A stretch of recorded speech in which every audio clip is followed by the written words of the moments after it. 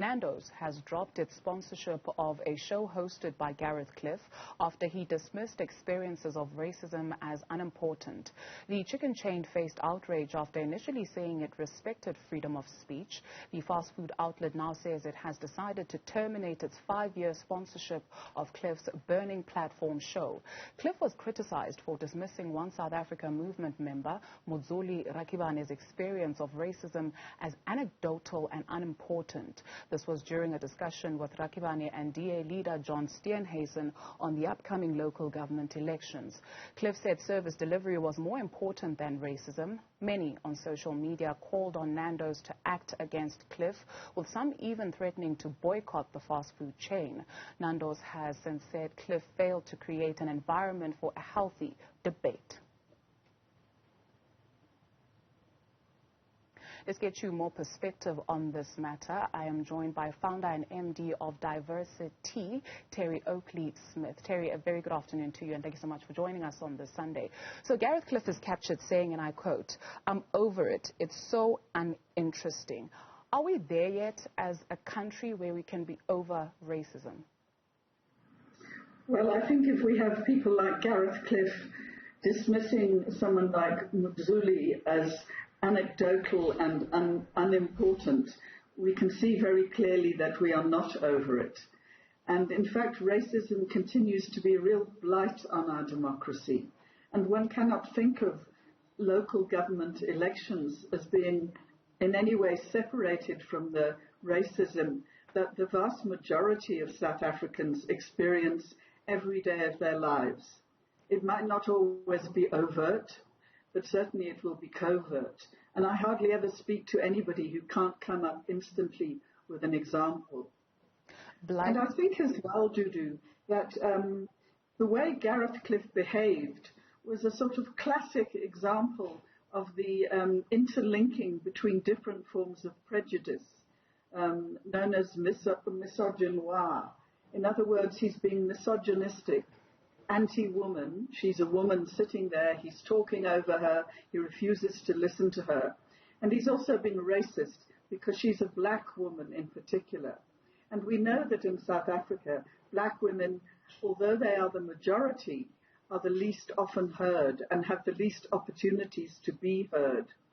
So Gareth Cliff, I think, really shamed himself in the way he spoke over her, in the way he was determined to make this discussion go in a way that he'd prepared for, wanted to talk about water and electricity. And clearly for the lives of black South Africans, racism is a fundamental day-to-day experience which they have to deal with. And for John Steenhuisen, I mean, he sat there kind of simpering. And this could have been an opportunity for him to show the anti-racist credentials of the DA by standing up for Mzuli instead of sitting there smiling. And I think he missed a great opportunity. And it really makes one wonder if the DA is at all serious about anti-racism. I'd like us to expand on your point where you mentioned that the issues of racism and service delivery are not necessarily divorced of each other. During the week, my colleague Atim Tongana brought us a story of a black man in Cape Town who was not able to access property because of his race, especially when we talk of spatial planning in this country and the history that we have had. Please just walk us through why this is important necessarily. I mean, I think that a local government is inextricably tied into the different experiences that people of different races have in South Africa. You've only got to drive around a place like Johannesburg to see that for yourself.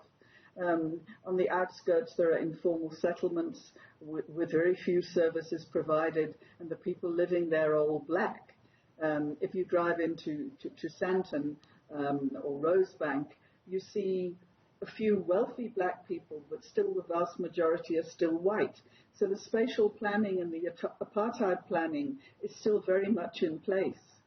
And then if you look at the fundamental problems we're experiencing, if you think of things like unemployment, if you think of the masses of young black people who have no jobs, and we can't pretend that local government doesn't have a role to play in this. that there are surely plenty of opportunities for job creation in municipalities and in small towns. And we don't see that as an issue. We just see the delivery, if we're Gareth Cliff and John Steenhuisen, of electricity and water. I mean, do they realize that many black people in South Africa still don't have access to running water, still have to walk to rivers to collect water? And these people are not white. They're black South Africans. So race really matters and needs to be addressed as a fundamental issue in all our politics, whether it be local or whether it be national. And I think that hopefully many white people watching, or if there are many white people that watch the burning platform, would have been extremely embarrassed and humiliated to see Gareth Cliff and John Steenhuisen dismissing issues of race as being anecdotal, unimportant. No. You speak of embarrassment on the part of some white people that may have been watching. Perhaps that's the feeling that should have been invoked.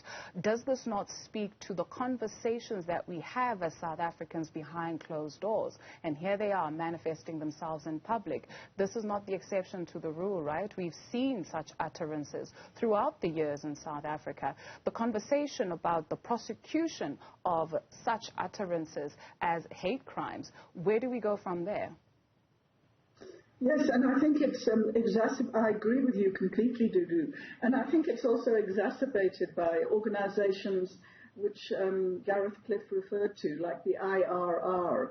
Ironically, the Institute of Race Relations, which is run fundamentally by the DA and produces these bogus surveys about how unimportant race is. And that's also a great concern, which I think needs to be addressed. But I think we have a long way to go. You know, people think that race is just about people who use the K word or people who insult black people or people of Indian descent or colored people. But it's institutionalized. And that, in fact, was the point that Mzuli was trying to make when she was talked over continually. She was saying it's structural.